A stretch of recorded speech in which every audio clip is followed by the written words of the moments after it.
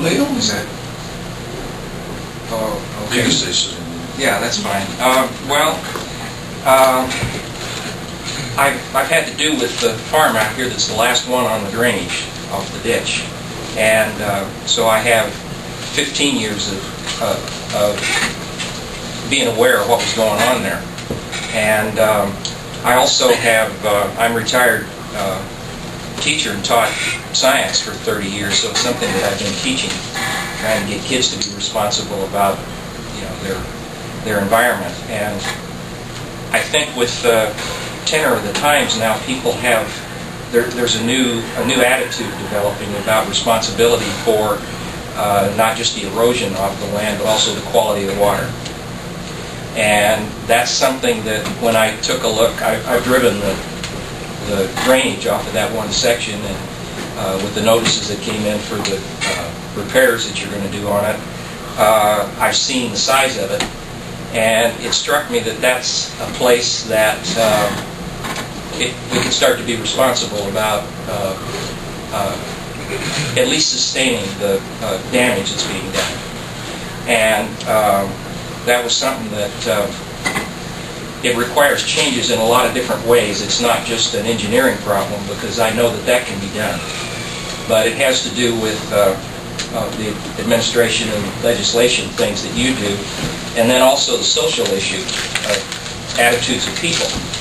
And I really don't think that people that live on this land that have had a history of being able to go down and play in the creek and catch crawdads and enjoy that water are they're really not against that, doing something to maintain the quality of the environment. And it's something that everybody in the community benefits from. And so I happen to be the last one on the drainage down there, so that I do have a concern for erosion. The erosion that's there is something that's real. I took pictures last year. I didn't know what I was going to do with it, but once you're across the bridge, there's not much maintenance of the ditch. If you look at it from an aerial photograph, you can see how the land changes, so that you can see that it's deteriorating. And then it comes down to places where I planted. I did prairie grass strip, to try to buffer, but it's no use there. It's sloped the wrong way, and it's collapsing into the ditch. And I think that's good evidence for erosion that's there, and it shouldn't be that way. And being a teacher, I've gone to see things that have been done that are re-engineering things. They re-engineer these wetlands so that we can kind of fight the philosophy, which I know has been in place since the prairie was first farmed, is your goal as supervisors of this drainage is to get rid of the water. And once it's gone, then responsibility stops. And we're finding out that that's not really true. People that are downstream from this, that have to take their water out of it, of course you know that when it gets bad enough, they have to do things to improve the situation. And something as simple as the nitrates that are in the water, taking that stuff out in Des Moines, they spent a lot of money on special equipment just because babies were going to be harmed by this. And there's other ways to take care of it. Now eventually, since we don't have high population up here, the day will come when populated areas are going to dictate what we do with our land. And I don't like that any more than anybody else does. I'd rather walk into it with my eyes open and make changes that are going to improve things without having somebody else tell me that it has to be that way. And I believe that, I know that you do have a legal responsibility for erosion. That part of it, is something that you're concerned about.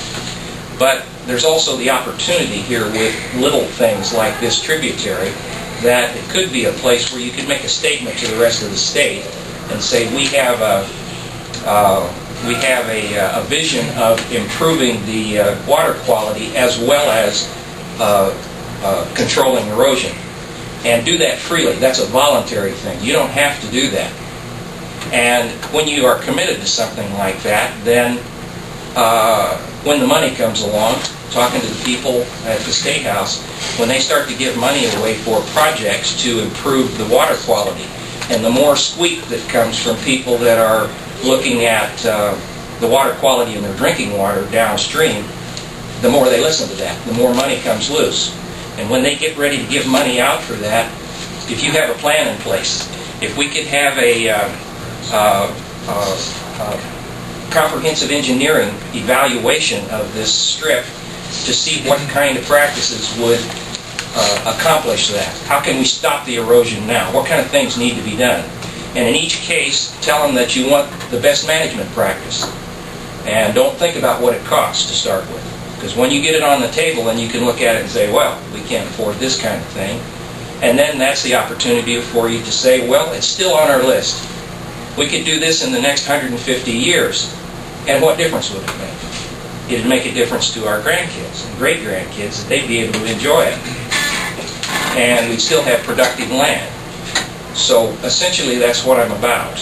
And I spent my life in the education part of this, and I understand how important that is. We can't just have an engineer say that it's possible to do this. You have to sell it to everybody. And so that's the kind of thing that I'd be willing to do. I'd like to be part of a solution to this, and I'd like to be able to say, when I talk to people down that end of the state there, when they're complaining about farmers, I'd say, wait a minute, it's not my farm that's polluting this. Mine doesn't do that. And so, I guess that's the basis of my concern. And I just want to see what you guys think. I guess I'll go first. Sure. The erosion part, I mean, we have a charge to stop that, like you said. Sure. I mean, there's no, we just need to. The water quality part of that is more difficult to do, as I know you understand.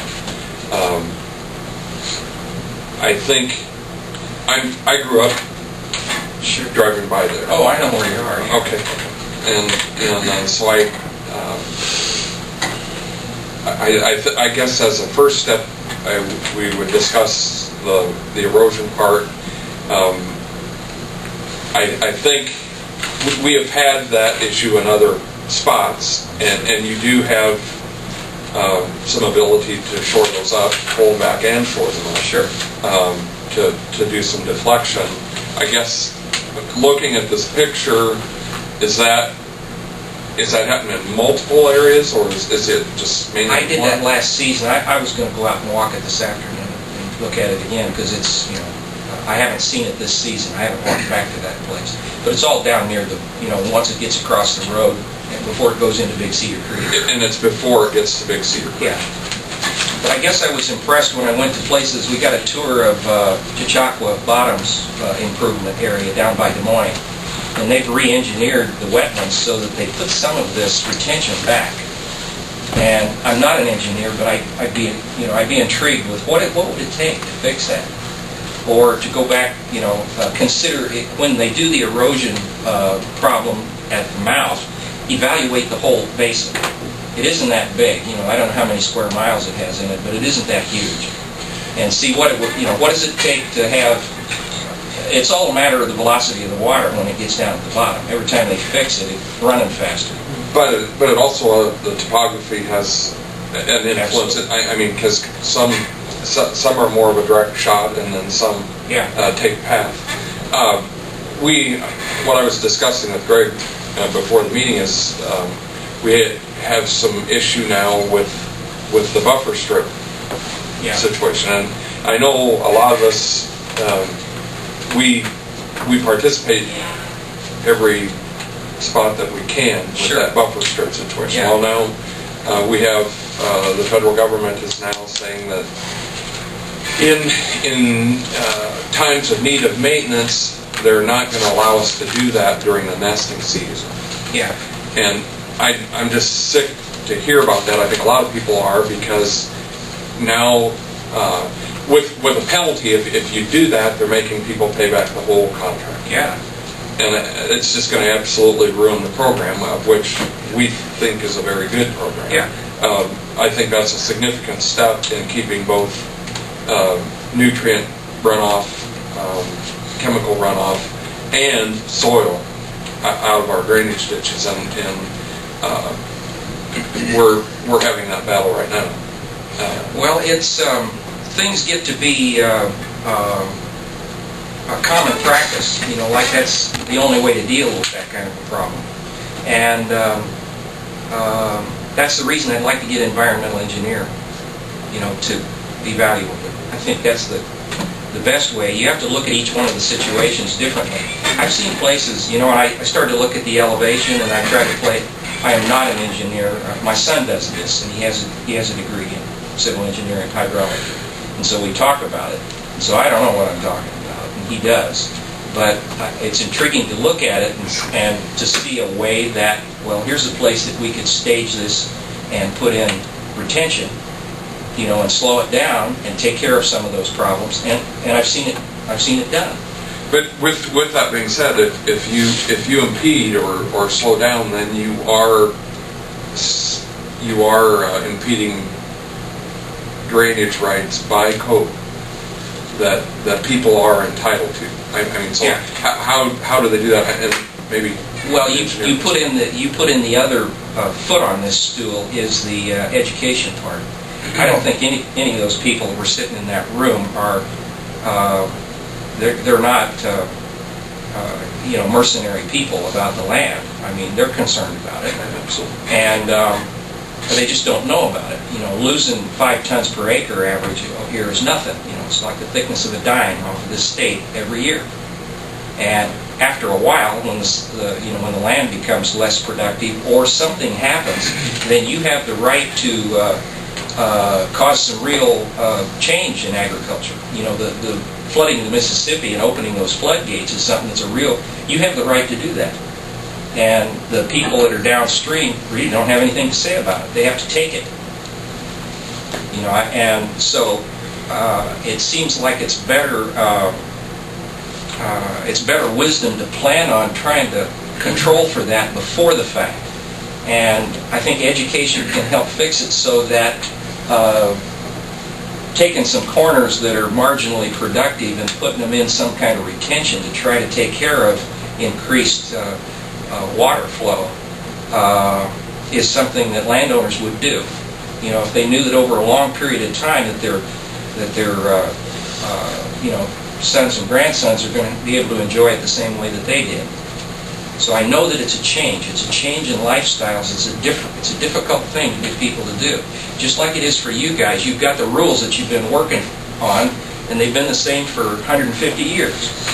But we're getting to the point that we don't have sloppy bogs out here to drain anymore, and we're just tweaking the system, and in the process losing it. It deteriorates over time, and eventually it's going to be not productive anymore. Would you want to talk about the code part of it? We're talking about impeding. Sure. I'm Ivan Dressler. I'm the drainage engineer appointed by the trustees. Basically, evaluation of the needs of the drainage in the district. Basically, we're looking at 2 different aspects here. What's been petitioned for is drainage relief on the tile system at the upper end. The tile system basically still is not basically filling or draining additional wetlands. It is providing increased drainage capacity, but the impoundments, the original impoundments and stuff in that watershed still serve the purpose of basically storing water temporarily on the watershed and allowing it to drain over a 48-hour period off of that ground. The increased base flows, you will have an increased base flow downstream, but you are not increasing basically your peak flood flows that you see with an open ditch system. The water still has to pond up on the ground, and drain through the tile system over a period of time. In regard to your erosion issue downstream, basically that is a grade stabilization issue that can be addressed by the trustees as a repair on the district facility, and that repair of that main open ditch is a separate item from the proposed improvement. To address, is there the potential of addressing nitrates through a treatment wetland system downstream from the tile system? Yes, it is. If we have landowners that are willing to basically take agricultural ground and make it a treatment wetland. Okay, the landowners upstream, unless they own ground down there, don't have any means of forcing somebody downstream to convert their ground to basically a treatment wetland. You're a landowner towards the lower end. Are you proposing that you have ground that you are willing to look at as a potential treatment wetland? Sure. Okay. And, but I still don't like the idea of, spot cures for the stuff. Like it should be in a plan, in a comprehensive plan that says this is the best thing to do for the whole area. Not just to make me happy. The combination, you're familiar with what's called the Iowa Plan in regard, the Iowa Plan is to use the treatment wetlands for treatment of nitrates from the watershed, but at the same time allowing the landowners of the watershed to improve their drainage. Yeah. Because our standard that we're working with was a standard that was developed in the early 1900s for effective drainage. Plus, we also know now that our weather patterns are changing to the point that our storm events are more intense. So we know that these lands for productive agricultural production require increased drainage beyond the standards that had been applied. Yes. But the government regulations put a lot of stranglehold on that in regard to what they try to force the individuals to do. Yeah. So, do we, right now, the petition that is in front of the trustees basically is for drainage relief in the upper portion of the watershed. The district is basically doing a preliminary evaluation saying no doubt that that tile system is restrictive, that there is a need for additional drainage relief up at the upper end, and to accomplish that they have to go through a wetland check to verify how many of these parcels upstream basically have any farm wetland or true wetland basically remaining on the ground. That portion of the process is basically underway. In regard to if you're willing to basically have ground that would be a potential converted land for a treatment wetland, we can basically, the trustees can take that as in consideration and we can start taking a look at that aspect. Well, that's where I'm out of my league because I don't know. That's why I'd say that a comprehensive evaluation of that system, you could say that these things wouldn't make a difference from an engineering standpoint. Well, a treatment wetland at the lower end to be able to treat the volume of water that will come from that watershed is going to have to be a significant size. Yeah, but as you look at the rest of it, you can perceive just looking at the aerial photographs of places that were wetlands before that would be useful in improving the situation. That's the trouble with many of the false ideas out there, that going back to having small little wetlands and impoundment areas in the upper portion of the watershed do very little for treatment in regard to nitrates, because the water that you're trying to treat is after that water has moved through the soil profile and picked up the nitrates. Basically putting a vegetated wetland in little pockets throughout the upper portion of the watershed will not effectively treat nitrates out of the water. Well, That's been studied through Iowa State. They have over 20 years of study gathering on that issue itself. Well, I believe you, I do, because you do know what you're talking about. But one of the things that, in solving a problem like this, if you're going to expend the least energy to correct the problem, you have to do it as close to the source as possible.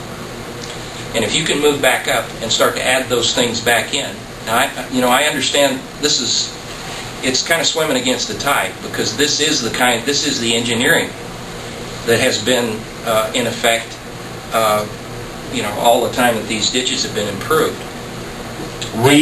Reshaping the landscape to provide effective agricultural production and to address nitrates and water quality is what this pilot Iowa program is all about. Right.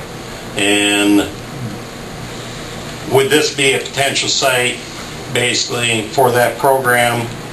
In the general evaluation, there does not appear to be enough elevation difference between the upper plateau that we're basically got the tile drainage system and the lower end of the outlet to basically allow for this system to discharge into a treatment wetland, and because we don't have enough elevation difference to give that basically outlet to the tile water, a free-flowing outlet into a wetland, and then discharge to I believe the that. big sea. And I can't judge that. It's just that. And when part of our duty as trustees, we have to be reasonable with your money and all the other landowners' revenue that's generated from the district. Sure. We can't go out on a wild goose chase. No. We, in general, we try and think of the overall good of the majority of owners in the district. And if we'd be abusing our duties as trustees if we went on a wild goose chase for 1% of Oh, the absolutely. ownership. So It should benefit everybody that's there. But it's, do you foresee a time when the federal government is going to insist upon a nitrate level? EPA has been contemplating for over 15 years having non-point source discharge regulations. Their proposals that have been evaluated over these 15 years, many of them are unrealistic with production agriculture. That tide swing is probably maybe starting to swing back the other direction now that the shortage of food production worldwide is becoming a bigger concern, and the restrictions that they want to put on basically the use of nitrogen and nitrate would not allow for the production of 200 bushel type corn production on this ground. Well, it has to be productive. It has to be, what I'm talking about is a sustainable system. That is where this Iowa, the Iowa plan, the pilot program that they have, has been well received by EPA, the Fish and Wildlife Service, and the Corps of Engineers, and the epoxy group, nationwide epoxy group, who basically are concerned about the effect down there in the Gulf of Mexico. Epoxy group, I was saying epoxy. Basically, that group has also signed on with the Iowa plan, as they're hoping to see these 6 pilot sites constructed and up and operational within this year yet. One of them is actually been constructed. There are 3 of them that hopefully will be constructed this year. It appears that it probably is going to take at least another year or beyond before they get the other 3 constructed. Right now, there is no cost share funding available in the pilot program for additional sites. This, from a topographic review of the watershed, this would not probably be a candidate for Okay, one of the pilot I accept programs. that. I do. That's not something that I can judge. We have, there were, in Sac County, a additional watershed that was basically doing a cleanout recently that was a potential topographically available for this Iowa program, and the landowners, the landowner that would have been involved for the treatment wetland was very much opposed to basically taking a look at that. So, again, the program is to get landowners to voluntarily take a look at this. We're hoping that the drainage districts would be a means of incorporating this treatment and addressing large chunks of watershed areas for treatment of nitrates through this program.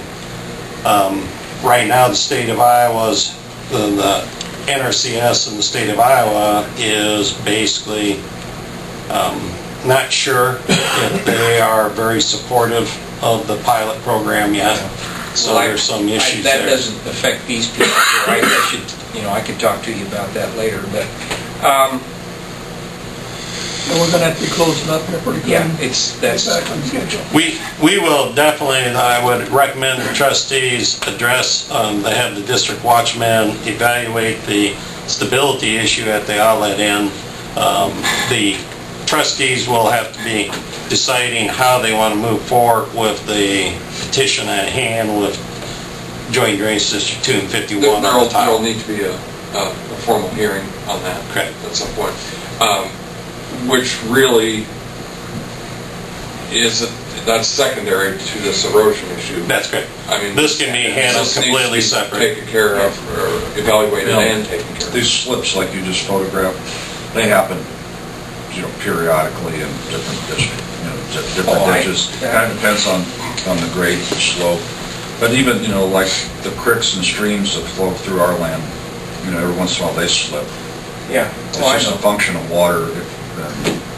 High saturation, We're trying to, high in waters. different soils, some districts, the side slopes are more prone to slippage than others. Part of that's due, they try and minimize the amount of land that's used for a structure, so you narrow it up. Yeah, well, that's Just kind of goes back to functionality. it's. I guess it also it's educational. Like what kind of things can be done that would help. And I think that's something that needs to be generally known.